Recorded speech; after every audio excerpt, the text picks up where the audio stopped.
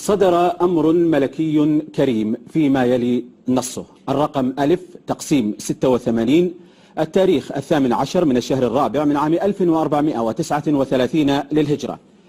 بعون الله تعالى نحن سلمان بن عبد العزيز آل سعود ملك المملكة العربية السعودية، بعد الاطلاع على النظام الأساسي للحكم الصادر بالأمر الملكي رقم ألف تقسيم 90 بتاريخ 27 من الشهر الثامن من عام 1412 للهجرة، وبعد الاطلاع على نظام مجلس الوزراء الصادر بالأمر الملكي رقم ألف تقسيم 13 بتاريخ الثالث من الشهر الثالث من عام 1414 للهجرة، وبعد الاطلاع على الأنظمة والأوامر والمراسيم الملكية والتنظيمات واللوائح والقرارات ذات الصلة، وبناء على ما عرضه علينا صاحب السمو الملكي ولي العهد بشأن ما سيترتب على الإجراءات الضرورية التي اتخذتها الدولة لإعادة هيكلة الاقتصاد من زيادة في أعباء المعيشة على بعض شرائح المواطنين، ورغبة منا في التخفيف على أبنائنا وبناتنا، أمرنا بما هو آت.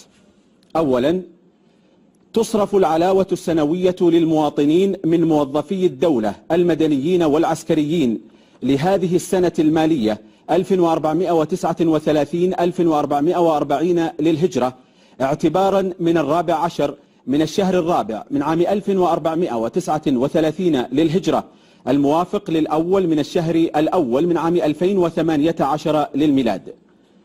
ثانيا، صرف بدل غلاء معيشة شهري قدره 1000 ريال للمواطنين من الموظفين المدنيين والعسكريين لمدة سنة.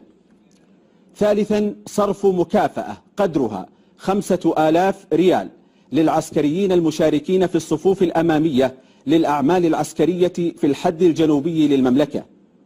رابعا، إضافة بدل غلاء معيشة للمعاش التقاعدي الذي يصرف من المؤسسة العامة للتقاعد والمؤسسة العامة للتأمينات الاجتماعية للمستفيدين من المواطنين بمبلغ 500 ريال وذلك لمدة سنة. خامسا، إضافة بدل غلاء معيشة للمخصص الشهري لمستفيدي الضمان الاجتماعي بمبلغ 500 ريال لمدة سنة، على ألا يجمع بين هذا البدل وبين البدل الوارد في البند رابعا. سادسا، زيادة مكافأة الطلاب والطالبات من المواطنين بنسبة 10% لمدة سنة. سابعا، تتحمل الدولة ضريبة القيمة المضافة عن المواطنين المستفيدين من الخدمات الصحية الخاصة والتعليم الأهلي الخاص. ثامنا، تتحمل الدولة ضريبة القيمة المضافة عما لا يزيد عن مبلغ 850 ألف ريال من سعر شراء المسكن الأول للمواطن. تاسعا، يبلغ أمرنا هذا للجهات المختصة لاعتماده